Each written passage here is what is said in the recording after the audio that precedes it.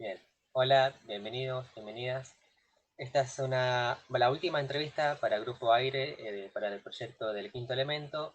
No estamos en vivo, sino que estamos grabando directamente para nuestro canal de YouTube. Tenemos el honor de tener a Marisa Cogliati, quien es investigadora, quien es doctora en Ciencias de la Atmósfera, docente de la Universidad Nacional del Comahue, en Neuquén. Bueno, tenemos el honor de tenerte acá en base a varios artículos que escribiste, principalmente en relación a las grandes ciudades y a la contaminación de la atmósfera. Así que bueno, bienvenida, Marisa. Bueno, muchísimas gracias por la introducción. Buen día, o como vos dijiste, buenas tardes, buenas noches. Bien. Lo primero que me gustaría preguntarte es en relación a algunos artículos tuyos, ¿cómo afecta la basura acumulada en las ciudades de la región de la Toalla? Bueno, el tema de basura es, hay que tener en claro dos o tres cositas para que se entienda lo que ocurre en la atmósfera. De todas las partes del ambiente, ya sea el suelo, el agua o el aire es el único que no se puede limpiar por sus propios, digamos, por manera humana. ¿Sí? Uno no puede salir con una bomba y chuparse todo el aire de la atmósfera, limpiarlo y volverlo a poner, que son algunos de los métodos que se usan en el océano, no sé si ustedes lo vieron, o en el suelo. Entonces, tenemos que partir de la base de eso para entender lo que significa lo que se contamine el aire, ¿no? Entonces, el aire tiene, si bien no lo podemos limpiar de forma técnicamente hasta el momento, tiene una capacidad de autolimpieza. La atmósfera se limpia a sí misma.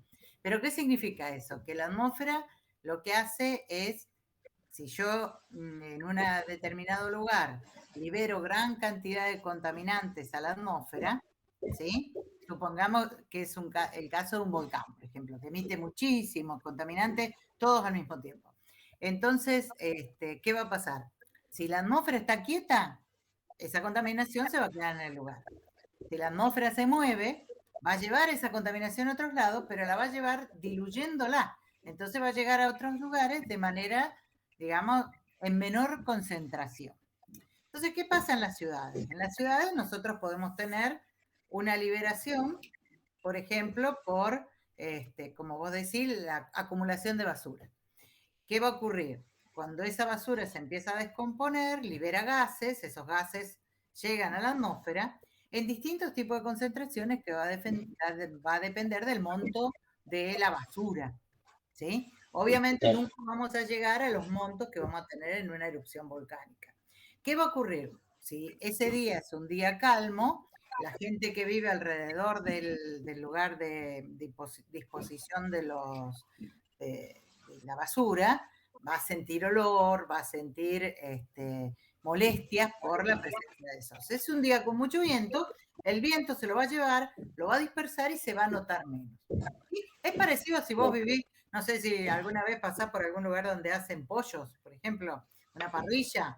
Entonces vos cerca, un par de cuadras, sentís el olor a pollo.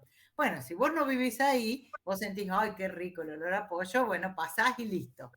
Una persona que vive en la casa de al lado, que tiene todo el día olor a pollo, la ropa con olor a pollo, en la casa con olor a pollo, después de un par de días se empieza a molestar. Bueno, con la basura es un poco lo mismo, ¿no es cierto? Si vamos a estar en las zonas aledañas, se va a sentir de una manera y en otros lugares no.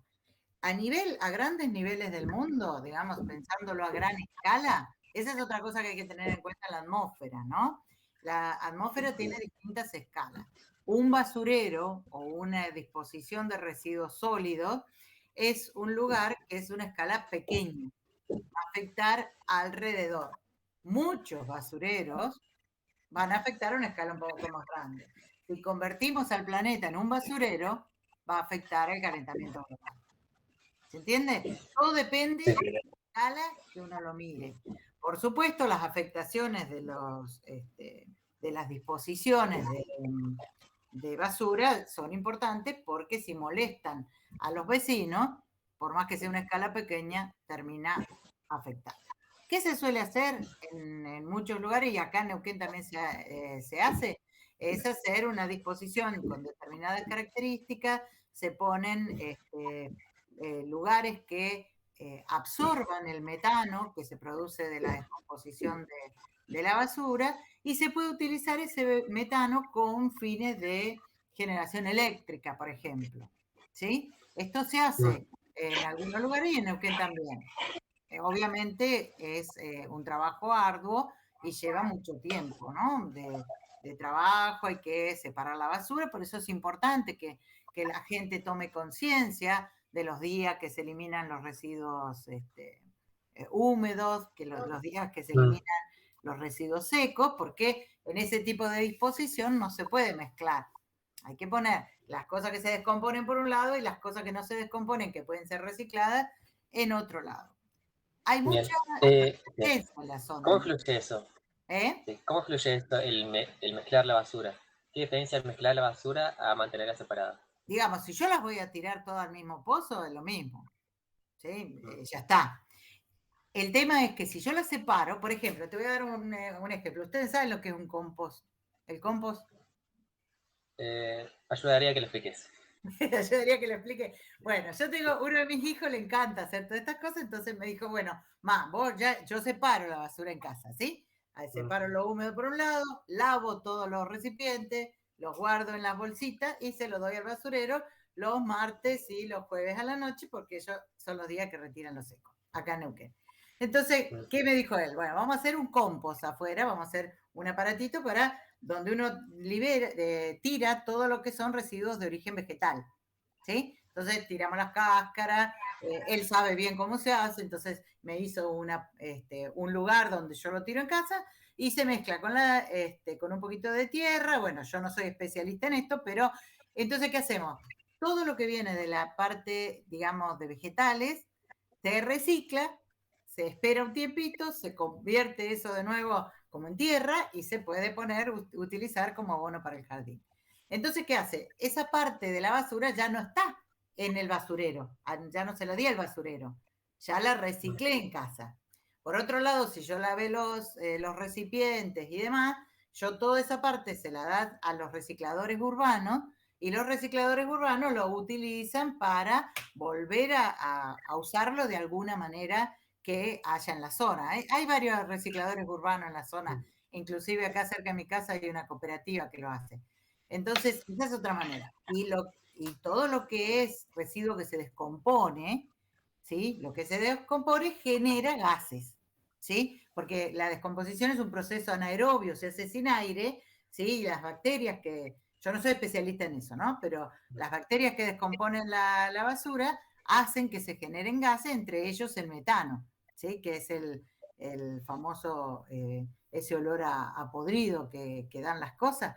Bueno, ese gas, si uno lo reutiliza, puede utilizarse para generación de energía. Entonces, bueno, de esa manera, ¿qué hacemos? Tenemos, por un lado, le dimos parte de la basura a los recicladores, la parte orgánica vegetal la podemos utilizar para abonar el jardín y la parte que no se puede reutilizar en casa va al lugar donde la disposición de residuos sólidos. Y ahí hay otra cosa importante.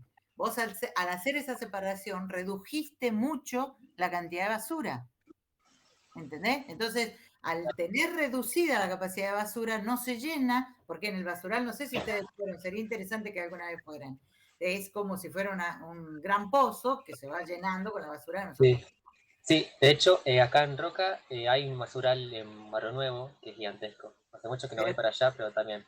pero ¿ese es con pozos o a cielo abierto? Porque esa es otra cosa que todavía se sigue usando en la región. Los Ah, basurales a cielo abierto. Y, digamos, vos vas y ves la basura. si no recuerdo mal, porque te digo, pasa bastante, pero creo que Sí. era cielo abierto. Creo que era Bueno, cielo abierto. entonces son distintos, ¿sí? Pero Sí, lo bueno que hay que ver acá es que todo lo que nosotros podamos hacer para mejorar el entorno nuestro siempre va a ser bueno, ¿sí? Porque generamos grandes cantidades de basura. Hagan ustedes en su casa el ejercicio de ver cuántas bolsas de basura se tiran a la semana. Y después traten de hacer esto, de separar la basura, hacer un pocito en el patio y enterrar la lechuguita que sobró, ese tipo de cosas. Y fíjense cómo en una sola casa se reduce de una manera importantísima la cantidad de basura. Sin contar con que también se pueden utilizar para hacer ¿cómo se llaman estos? Los ladrillos ecológicos, ¿sí? Agarran una botella de Coca-Cola, perdón, de gaseosa, y todas las bolsitas de nylon, envoltura de nylon o cosas que tengan que ver con plástico se van metiendo en ese lugar y evitamos que estén volando por todo Neuquén dando vueltas y alguien por ahí lo puede utilizar para hacer alguna otra cosa. ¿Mm? Entonces esto es muy importante para la atmósfera, para la tierra y para el agua también. Bien. Había una pregunta, no voy a hacerte las preguntas de forma ordenada como te No avisé, no voy importa, no tengo a problema. analizarla. Bien. Lo que te quería preguntar es, quizás ya le diste una punta antes, de cómo afecta a la vida cotidiana de nosotros, la contaminación. Bueno, la contaminación afecta muchísimo a la vida cotidiana. Vamos a poner un ejemplo de Neuquén. ¿Sí? Viento del noroeste, días secos anteriores. ¿Qué piensan ustedes? ¿Qué va a pasar? Nada, bueno. Nada bueno, ¿por qué? Porque se levantan grandes cantidades de partículas del suelo y esas partículas del suelo están en suspensión en el aire. Si hay viento, es mucha la cantidad de partículas, si no hay viento, es menos, pero la persona que limpia en su casa se va a dar cuenta enseguida. ¿Por qué? Porque esas partículas después se depositan, ¿sí? Arriba de las mesas, de cualquier lado, y uno la puede ver. ¿Cuál es el problema que tiene eso? Si uno tiene una salud buena, generalmente no tenemos grandes problemas, salvo que se me puede meter una basurita en el ojo, me puedo sentir medio ahogada. Pero si una persona tiene alguna patología preexistente, de tipo respiratorio, de tipo ocular, ¿sí? Bueno, empiezan las alergias, empiezan las irritaciones, el asma, ¿sí? O sea, y eso es algo que es contaminación de tipo natural, que nosotros la podemos evitar, obviamente que sí. Digamos, a ver que se entienda.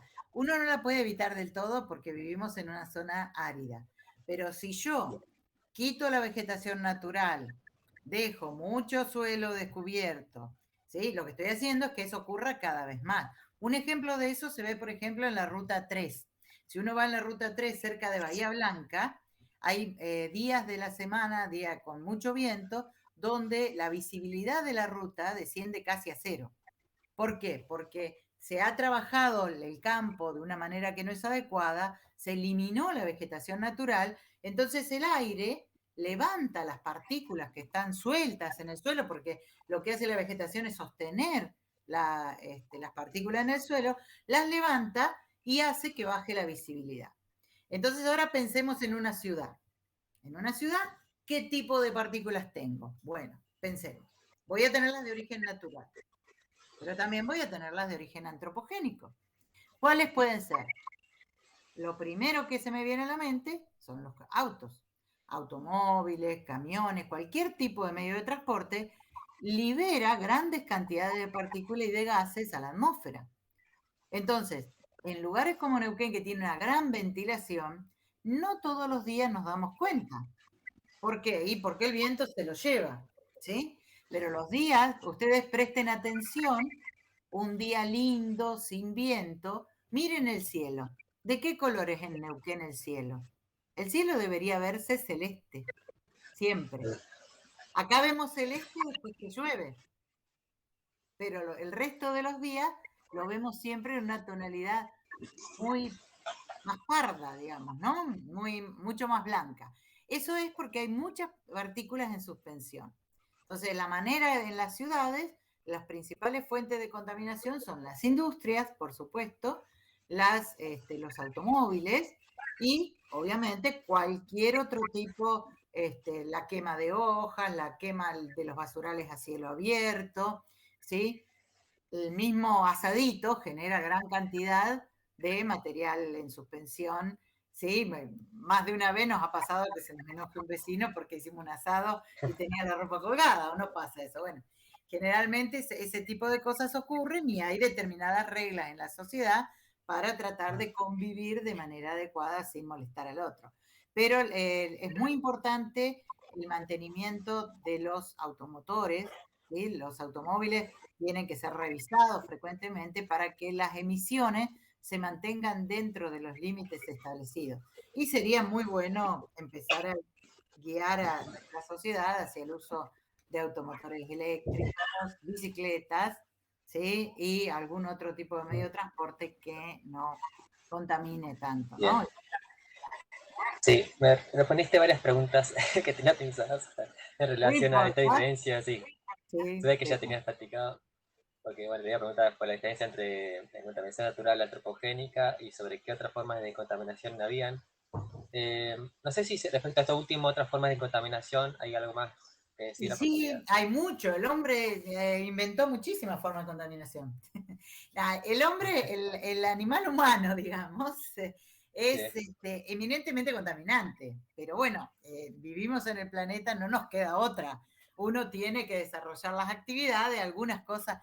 Lo importante es mantener eso dentro de los límites razonables, ¿sí? Entonces, podemos convivir, tener una linda calidad de vida y además mantener el planeta de la manera que la tenemos que mantener para que no solamente sirva para nosotros, sino para las generaciones futuras. Porque si yo destruyo todo a mi paso, te voy a dar un ejemplo. Hay sociedades donde cuando vos tirás determinadas cosas, determinado monto de basura, sobre todo si es basura grande, domiciliaria, vos tenés que pagar un monto para que esa basura que vos tiraste se recicle. ¿Sí? Entonces, vos no haces el reciclado, pero alguien lo hace y por eso te cobran. Entonces, bien. generalmente se maneja, la gente tiene mucho más cuidado con la basura. Entonces, por ejemplo, nosotros, otros países, no, son más consumistas, se te rompe el televisor, en lugar de mandarlo a arreglar, lo tirás. Está bien, uno me puede decir, pero si bueno, si vos tenés plata, podés hacer lo que se te da la gana, lo tirás y te compras otro. Es cierto, lo podés hacer. La pregunta ¿es necesario? Digamos, obviamente que si mi televisor es un televisor de la década del 70 que andaba en blanco y negro, y bueno, sí, lo tengo que disponer y buscarme uno que sirva para que se vea más o menos como se ve en este momento, ¿no? Ahí no te queda otra. Entonces, en ese caso, tenés que ver dónde se disponen los artículos electrónicos, porque hay que tener cuidado. La basura electrónica tiene niveles muy altos de contaminación, ¿sí? Porque se utilizan muchos metales pesados dentro de los componentes. Entonces es muy importante que eso tenga una buena disposición final. Entonces, veamos eso. ¿Es necesario? ¿No es necesario? Eso es lo que hay que pensar. Ustedes que están acostumbrados a los auriculares y todo eso, ¿cuántos auriculares rompen al año? Yo no sé ustedes, que por ahí son más grandes. Mi hijo, me vuelvo loca con auriculares. Todos los días rompe los cables. Y vos decís, ¿y otro cable más? ¿Qué pasó con el cable? Y bueno, y llega un momento que lo terminás tirando, porque el precio no justifica el mandarlo a arreglar. Pero bueno, hay que ser un poco más cuidadoso y tratar de que eso no ocurra tanto, porque la generación de ese tipo de basura nos va a terminar tapando. Pero también es importante que si yo la voy a disponer, esa basura semielectrónica o electrónica no la tire con los restos de comida. ¿Sí? Porque el resto de comida va a ir a disposición generación de metano. La basura electrónica tiene que ir a reciclado. ¿Se dan cuenta? No sé si vieron ¿cómo se llaman? Las Olimpiadas en Japón. ¿Saben con Sí, qué las fueron vi. hechas con qué fueron hechas las medallas? Ah, había escuchado, pero no me acuerdo. Bueno, Refrescar la las memoria. medallas las hicieron reciclando componentes electrónicos. Las partes electrónicas tienen componentes de plata y oro en el interior.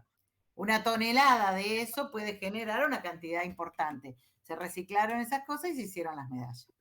Entonces, digamos, esa es una manera de pensar. Obviamente, todavía estamos muy lejos en Argentina de eso, pero ustedes son las generaciones futuras. Es muy importante que lo tengan en cuenta. Porque a veces parecería que pedimos que se haga un montón de cosas por el planeta y nosotros en nuestras casas no lo hacemos. Y vos me decís, bueno, pero vos estás hablando mucho de basura que no es del aire, pero la disposición de esa basura genera contaminación al aire, ¿sí? El reciclado de la basura también genera contaminación, porque si yo aumento la temperatura, se generan humos, esos humos van al aire. Si se descompone la basura, eso genera gases, van al aire, ¿sí? Si yo tiro, no sé, supónganse que mezclo o tiro los remedios al inodoro, por ejemplo. ¿Sí? Eso va a parar al agua. El agua, por suerte, cuando se evapora está limpia, porque esa es una de las ventajas que tiene el planeta. ¿Sí? Tiene sus medios de limpieza. El problema nuestro es que muchas veces lo ensuciamos a una velocidad tan alta que esa manera de limpieza ya deja de funcionar. Otro ejemplo que pasó en la atmósfera son los clorofluorocarbones, por ejemplo. Los clorofluorocarbones son los precursores del agujero de ozono. O sea, generan en gran medida el agujero de ozono. No existían. Fueron generados por el hombre. ¿Sí? Entonces, se usaban para los aerosoles, para los desodorantes, para las heladeras, ¿sí? Los aire acondicionados, para un montón de esas cosas se usaban. Entonces, cuando se empezó a ver que afectaban la capa de ozono, ¿por qué afectan? Y porque el clorofluorocarbón puede mantenerse en la atmósfera casi hasta 1000 años, dando vuelta por ahí. ¿Entendés? Entonces, se limitaron, se dejaron de producir y ahora hay unos gases que no afectan tanto la capa de ozono. Entonces, hay cosas que sí se pueden hacer. Obviamente hay que tomar la decisión política, industrial, económica, que en este caso se pudo hacer. En otros casos lleva más tiempo, ¿no? Sí, pareció muy bueno tu ejemplo. Justo antes casi te interrumpo porque tenía miedo que te adelantes a una pregunta que te iba a hacer también en Vale, relación a este proceso de autolimpieza que tiene el medio ambiente. sí, Hace la primera entrevista que hizo Grupo Aires la hizo a De Nicolo, como te avisamos, y se habló un poco sobre este proceso de autodepuración del aire, si está bien dicho así, autodepuración, está bien, sí. eh, y sobre si la contaminación hecha por las personas, por los seres humanos, podía superar este proceso, que podía ser más rápido que este proceso. Y en realidad sí y no. Depende de la escala que hablemos. ¿Sí? Por ejemplo, en el protocolo de Montreal de hace un montón de años se decidió no usar más clorofluorocarbono. Sin embargo, el clorofluorocarbón se mantiene en el aire cerca de cientos a miles de años. Entonces, están, por cuestiones atmosféricas y dinámicas, terminan como dando vuelta alrededor de los polos, esos gases. Entonces generan la interacción de la luz solar con esos gases y el ozono, genera la destrucción del ozono. Entonces, si yo eso, digamos, lo arreglo, tengo que esperar 100 años o más para que la atmósfera termine de deshacerse de todos los clorofluorocarbonos que están dando vuelta por ahí, porque tienen una vida media, una media de vida en la atmósfera muy, muy alta. ¿Sí? Otras cosas, por ejemplo, dejo mi auto y empiezo a andar en bicicleta, es inmediato. ¿Sí? Los gases que liberan los escapes están alrededor de los meses, horas, años, algunos. Entonces, digamos, en un par de años se va a arreglar. En el caso como fue lo de la pandemia, que es el trabajo de Carolina Di Nicolo, se nota mucho en in situ eso.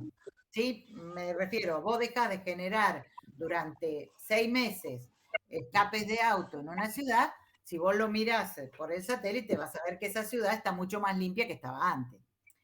Algunos de esos contaminantes todavía andan dando vuelta por la atmósfera en algún lado porque no todos se limpian tan rápido. Todo va a depender. Los procesos de limpieza en la atmósfera son varios. El primer proceso es que se cambie el material, por ejemplo, yo libero algo, se mezcla con el agua y deja de ser contaminante, pero eso en general no ocurre tanto.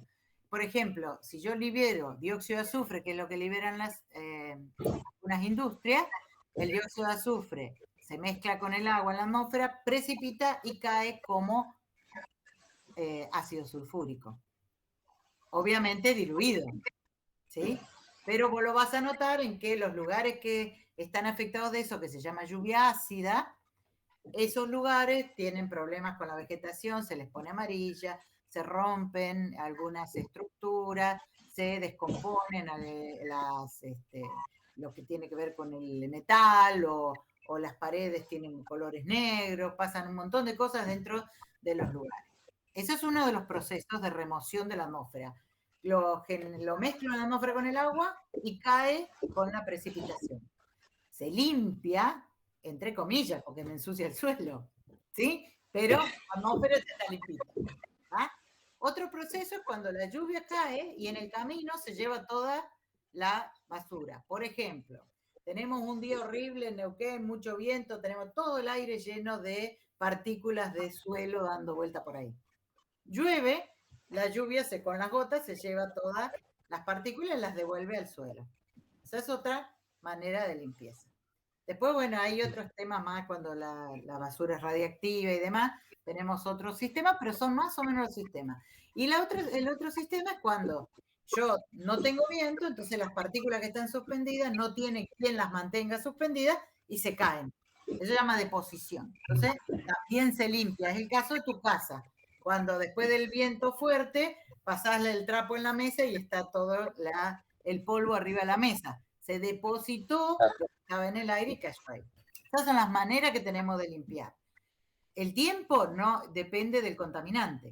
Hay contaminantes que se limpian rápido, las partículas en suspensión llueve y ya no están más. ¿Tá? Y hay otros que, por ejemplo, la lluvia ácida se forman en las gotas de lluvia, esa lluvia ácida, y se van. En lugar de llover acá, llueven en otro lado. ¿Sí? Eso también puede ocurrir. Y a veces genera hasta problemas internacionales. Por ejemplo, el caso de Boston, allá en Estados Unidos, los vientos se llevan todo a Canadá, entonces la lluvia ácida la tiene Canadá. ¿Sí? Entonces, hay lugares, Sí. por ejemplo, toda la contaminación de China afecta a Corea y afecta a Estados Unidos. Entonces voy a decir, pero ¿cómo? ¿Hay todo un océano en el medio? Y sí, hay todo un océano en el medio, pero algunos de esos contaminantes atraviesan el océano y depositan en otro lado. Entonces depende del contaminante. Sí, justo me diste el puntapié para la siguiente pregunta, porque dentro de tus artículos el tema del viento y la contaminación es bastante mencionado. Entonces lo que te quería preguntar es cuál es la relación entre estos dos factores, el viento y la contaminación.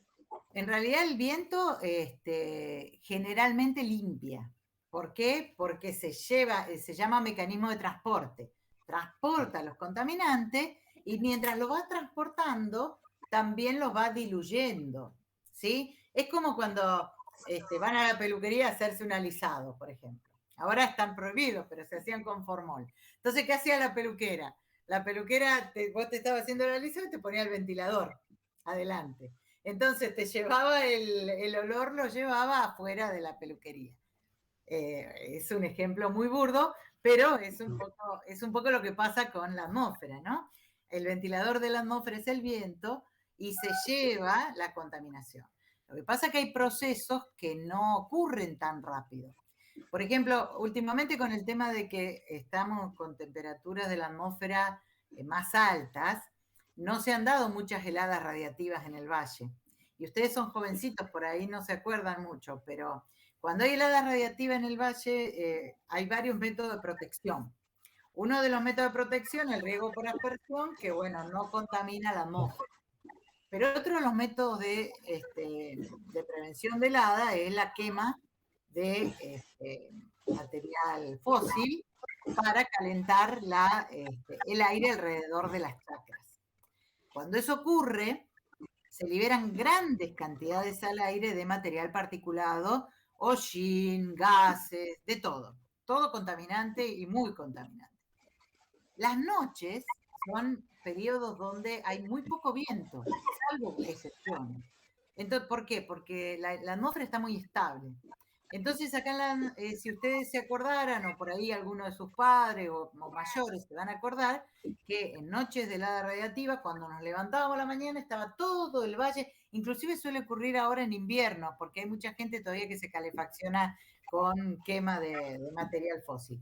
Entonces, todo el valle estaba negro. Si uno venía en colectivo a Buenos Aires, cuando entraba por el valle, dejaba de ver, se ponía oscuro, porque esa nube llevaba mucho tiempo para que se fuera. Y era toda contaminación.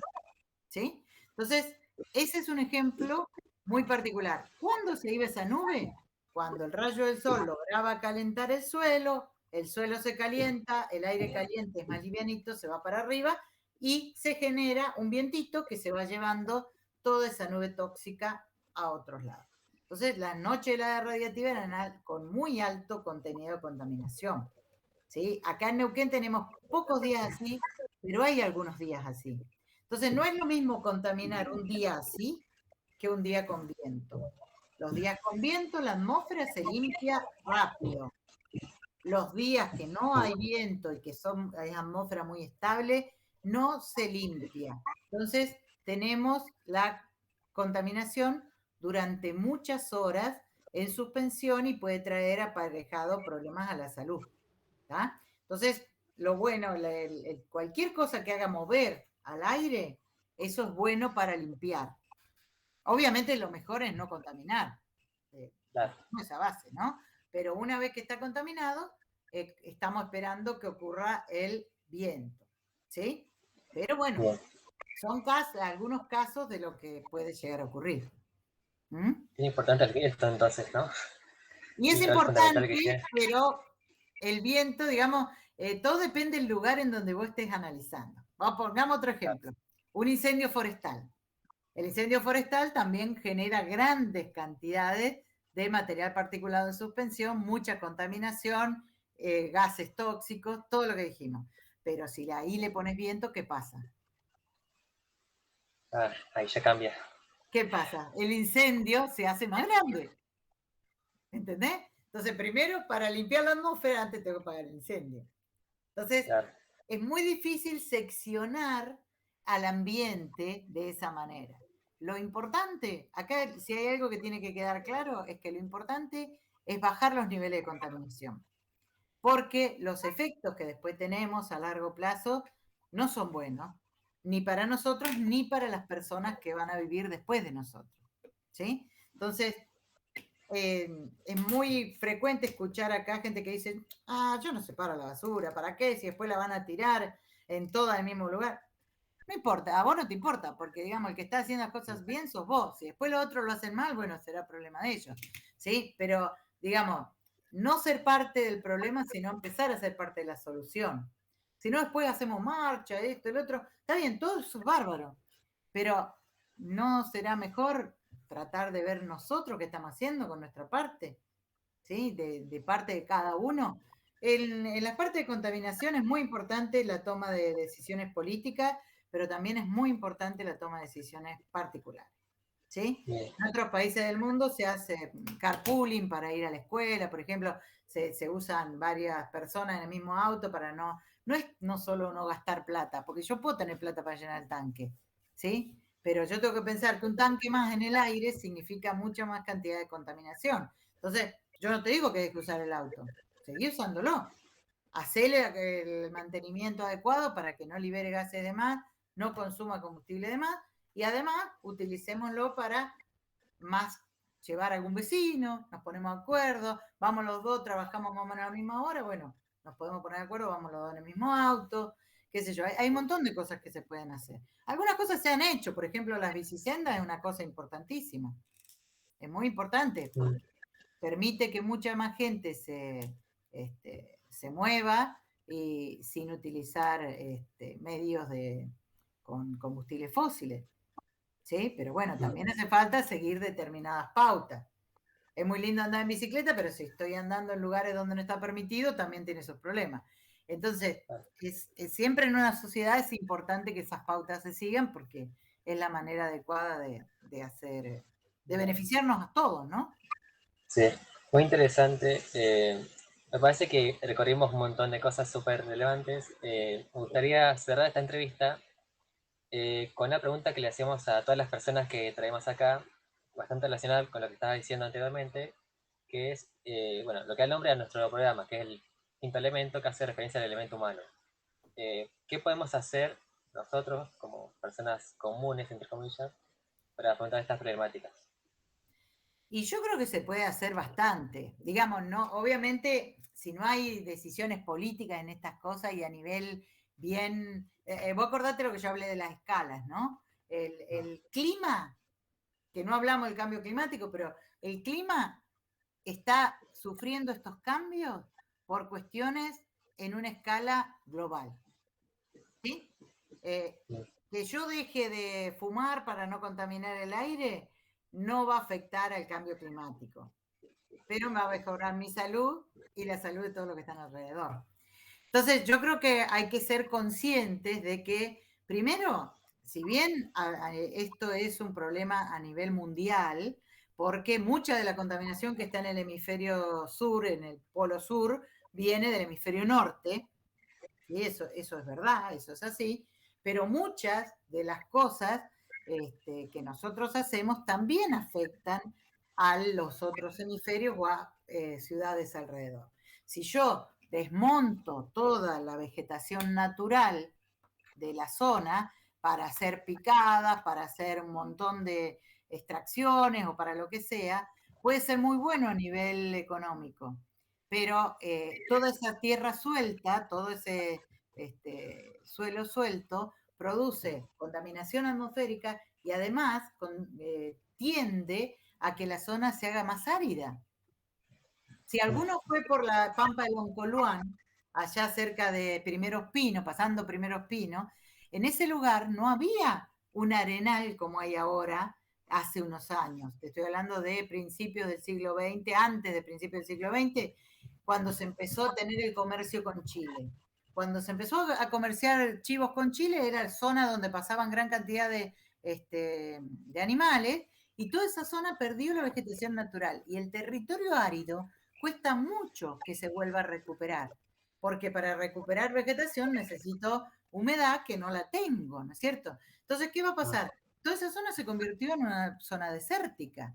Y esa zona desértica, ¿qué es lo que pasa? Bueno, contamina más porque levanta mayor cantidad y es una zona que perdió su característica natural. Entonces, afecta al calentamiento global y bueno, obviamente, si nosotros seguimos con ese tipo de conductas que en el momento que se hizo, por ahí pasó desapercibido, si seguimos con este tipo de conductas que ahora se han estudiado, obviamente el calentamiento global va a ir aumentando. La Tierra se va a defender porque la naturaleza tiene esos mecanismos de defensa, pero llega un momento que la acción conjunta de todas las personas hacen que, digamos, supere la capacidad de automejora que tiene el planeta. Entonces, si bien es cierto que a niveles mundiales es importante esa toma de decisiones, es muy importante la toma de decisión individual. ¿Sí? Lo que yo voy a hacer, ¿sí? ¿Cómo lo voy a Bien, manejar?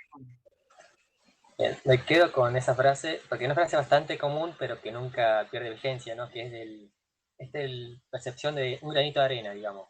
Uno solo no hace el cambio, pero entre todo el conjunto vamos a poder Yo hacer creo algo frente a mucho eso. en eso, porque si no, vos te ponés a pensar, si vamos a esperar a que las decisiones las tomen las personas que tienen que fijarse en cuestiones más económicas, eso lleva mucho tiempo, porque yo no sé mucho de eso, ni sé mucho de política, pero si tarde o temprano las decisiones que tomamos para supuestamente mejorar la calidad de vida de todo el mundo terminan afectando esa calidad de vida, yo creo que necesitan ser pensadas un poquitito más. Porque tenemos que mirar con una visión, yo creo que tenemos que aprender a mirar con una visión más adelante, ¿no? Lo que estoy haciendo yo me afecta a mí, pero también afecta a otras personas. Entonces, miremos, imaginémonos nosotros como esa persona dentro de 30 años. En lugar de ser yo, Marisa, ahora en esta década, me imagino yo viviendo en el 2050. ¿Cómo quiero yo que esté el 2050 o el 2100? Quiero que el calor acá sea inaguantable porque el calentamiento global no permite que haya otra cosa. Quiero que no se pueda caminar por la calle porque solo lo que hay es basura. Hemos visto varias películas. No sé, hay una del robotito que Wall-E, no sé si la vieron. Es muy linda. Si no la vieron, ustedes por ahí son más jovencitos. Mis hijos que son un poco más chiquitos la vio. Es una película digna de verse, que nos piensa en un futuro con basura, con falta de ejercicio físico, siempre andando en auto, siempre, bueno, es muy lindo pensar esas cosas. Pongámonos en ese lugar y pensemos qué va a pasar si seguimos comportándonos como hasta ahora, ¿no? Entonces, tenemos que mejorar nuestro comportamiento para que sea tener juntos un planeta mejor a futuro, aunque no seamos nosotros los que lo vivamos, ¿no? Bien. Bueno, muchas gracias. Bueno, Fuiste espero muy que clara, sirva los ejemplos un me encantaron. poquito. Que Me sirva un encantó el poquito. ejemplo de Wally, sí, me encantó el ejemplo de Wally porque aparte tiene un final muy lindo donde crece una planta también, así Ah, que también no me... bueno, Claro, viste lo que es Wally, ¿no? Ese es el final que todos esperamos, ¿no? Pero sí, bueno, hubo que darse cuenta, hubo que romper esquemas, porque si alguien no rompió los esquemas y no hizo caer a todos los gorditos de la silla, las cosas no pasaban, ¿sí? Entonces, claro, es un poquito eso, hay que romper los esquemas, empezar a comportarse de otra manera para que todo el mundo se dé cuenta que por ahí, por ese lado van las cosas, ¿no? bien. Bueno, de vuelta, muchísimas gracias, vamos cerrando. No, de nada, Bueno, Marisa, gracias. Investigadora, de nada. doctora en Ciencias de la Atmósfera y docente en la Universidad de Tucumán, entre varias cosas. Bueno, agradecerte a vos, agradecer a la gente que estuvo viendo todo este video, toda esta entrevista. Gracias por estas 3 entrevistas. Y nada, bueno, muchísimas gracias y esperemos vernos. Bueno, mucha suerte.